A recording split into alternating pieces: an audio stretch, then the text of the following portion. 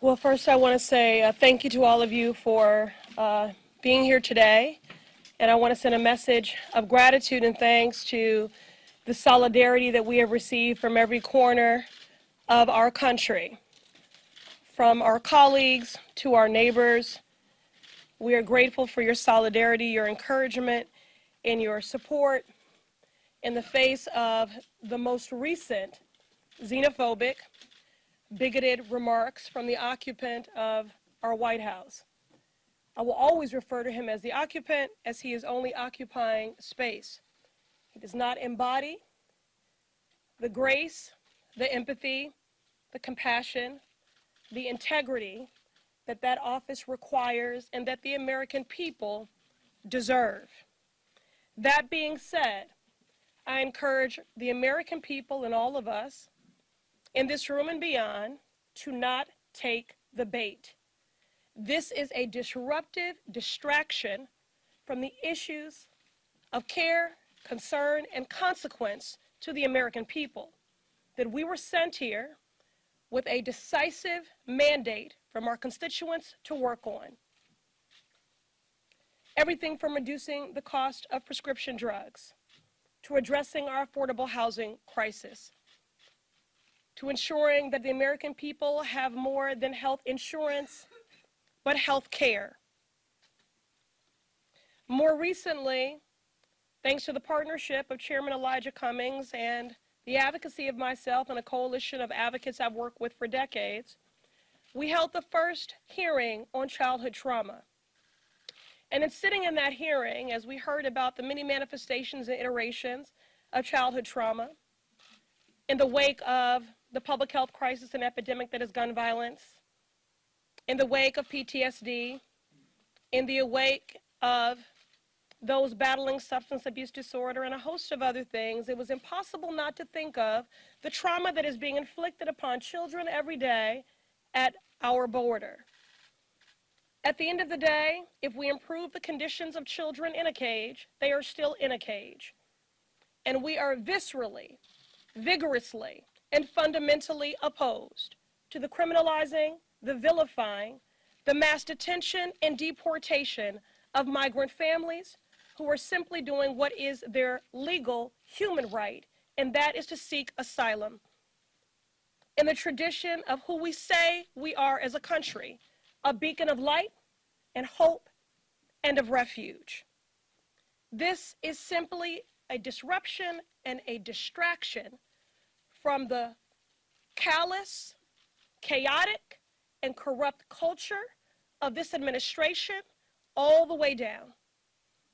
We want to get back to the business of the American people and why we were sent here, reducing the cost of prescription drugs, addressing the public health crisis and epidemic that is gun violence, addressing the racial wealth gap, and yes, making sure that families stay together. I also would like to just underscore the fact that despite the occupant of the White House attempts to marginalize us and to silence us, please know that we are more than 4 people. We ran on a mandate to advocate for and to represent those ignored, left out, and left behind. Our squad is big. Our squad includes any person committed to building a more equitable and just world. And that is the work that we want to get back to. And given the size of this squad and this great nation, we cannot, we will not be silenced. And now I'll invite Representative Omar to offer a few words as well.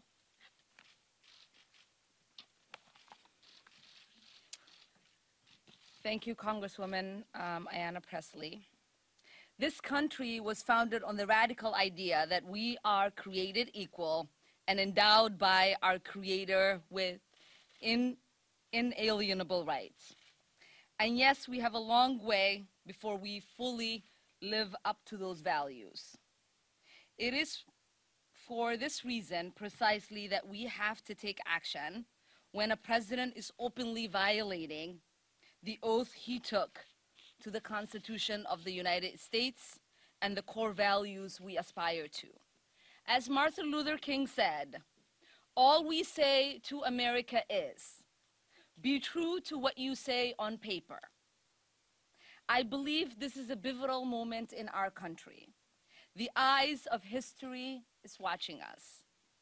Right now, the president is carrying out mass deportation raids across this country in each one of our districts. Right now, the president is committing human rights abuses at the border, keeping children in cages, and having human beings drinking out of toilets.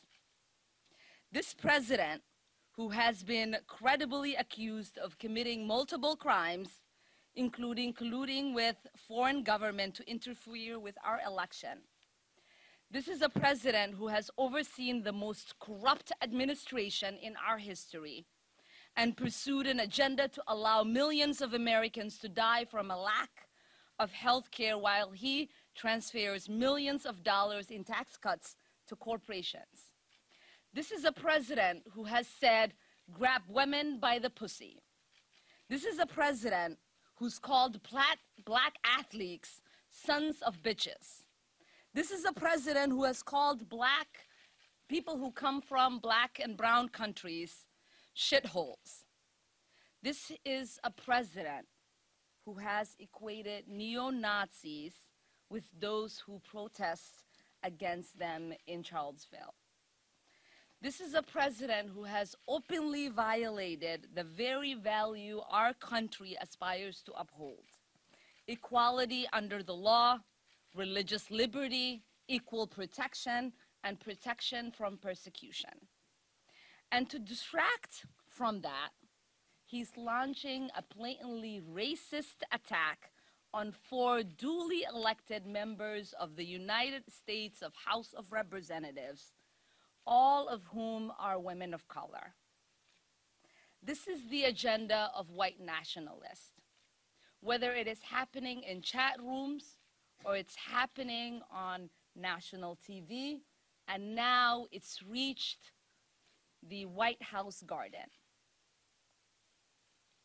He would love nothing more than to divide our country based on race, religion, gender, orientation, or immigration status, because this is the only way he knows he can prevent the solidarity of us working together across all of our differences.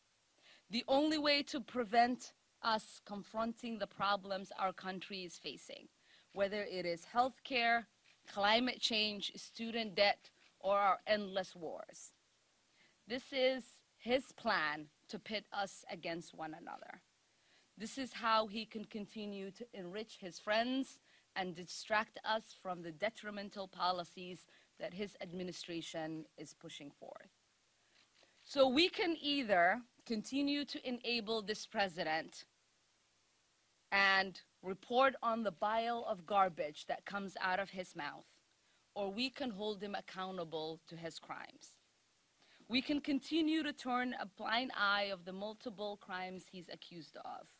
We can stand while he violates people's basic human rights and the responsibility that his administration has for the deaths of children on our border, or we can take action. I have not made impeachment central to my election or my tenure, but since the day that I'd gotten elected, I'd said to people, it is not if he will be impeached, but when. So it is time for us to stop allowing this president to make a mockery out of our Constitution. It's time for us to impeach this president. So now we're going to have Congresswoman Alexandria Ocasio-Cortez. Good afternoon, everyone. I'll try to keep things as brief, I guess, as I can, but who knows when I get on a roll, right? When I was a little girl, my father took me to the reflecting pool here. We were on a road trip from New York to Florida to visit family.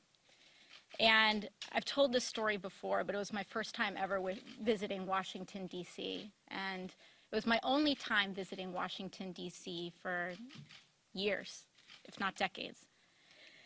And he rested me on the side of the reflecting pool and had my toes dip in the water. And he had me look at the Washington Monument, had me look at the Capitol, had me look at the entirety of the capital of our great country. And he looked at everything and he pointed to all of it and he said, "This belongs to all of us. This belongs to you and it belongs to me." And so the first note that I want to tell children across this country is that no matter what the president says, this country belongs to you. And it belongs to everyone. And today, that very notion was challenged. This weekend, that very notion was challenged. So I am not surprised when the president says that 4 sitting members of Congress should, quote, go back to their own country when he has authorized raids without warrants on thousands of families across this country. I am not surprised that he uses the rhetoric that he does when he violates international human rights and takes thousands of children away from their families. I am not surprised that he has turned our public education system under the leadership of Betsy DeVos into a cash cow to enrich himself and his friends. I am not surprised when he corrupts via the Secretary of Transportation. I am not surprised at what he's doing. But I also know that we're focused on making it better, because we don't leave the things that we love. And when we love this country, what that means is that we propose the solutions to fix it. We love all people in this country, and that's why we believe health care is a human right. We love all children in this country, and because we do, that's why we fight for education for all children through college. And so we'll stay focused on our agenda, and we won't get caught slipping, because all of this is a distraction. It's a distraction from what's most important and from our core values as American citizens. And with that, I'll hand it over to Rashida Tlaib. Thank you. Thank you so much. Thank you to my sisters in service. Thank you all so much for being here. As we all know, the recent tweets and words from the president are simply a continuation of his racist and xenophobic playbook. We cannot allow these hateful actions by the president to distract us from the critical work to hold this administration accountable to the inhumane conditions at the border that is separating children from their loved ones and caging them up in illegal, horrific conditions. I represent the 3rd poorest congressional district in this country, one that is made up of working people who have been targeted by this administration, and their actions and words are hurting them today. I was elected to fight for them, fight for the 13th congressional district. They sent me here to Congress to fight back against the corporate assault and the corruption in our country. This means supporting an impeachment inquiry of this president and his actions by the administration and his appointees. Sadly, this is not the first, nor will it be the last time we hear disgusting, bigoted language from the president. We know this is who he is, and we know that he and his administration are constantly engaged in actions that harm residents and American people in our country. Many members of Congress have called for his impeachment because of his utter disregard and disrespect of the United States Constitution. And despite this and other many attempts to distract us, I remain focused. We remain focused on holding him accountable to the laws of this land and accountable to the American people.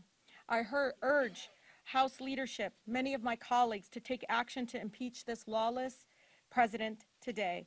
And now we'll take 2 or 3 questions. Mary, we'll go first. The president today said that many people agree with him and support these comments. I'm wondering if you can speak directly to those supporters of the president and explain why these comments are so harmful and hurtful. And on a personal note, if you can discuss the consequences and impacts of these comments. Have you had to up your security? Are you receiving increased threats?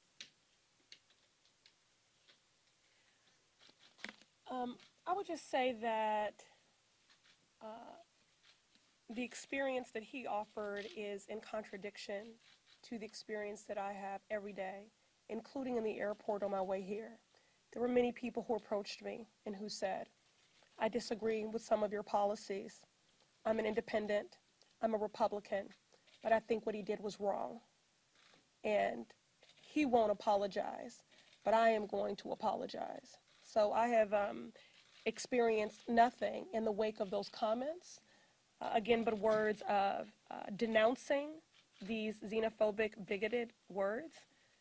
But again, this is a distraction, and we should not take the bait. We can sit here and continue to recycle his hateful rhetoric, of which I cannot feign surprise or inflated outrage, because he is, if nothing else, predictable. What we are focused on are the hateful policies that are draconian and oppressive and life-threatening and family-separating that is being rolled out by this administration every day. Congresswoman Omar in particular, but to all of you, can you respond to some of the president's specific claims, most notably that you're a communist and that you're pro-Al-Qaeda?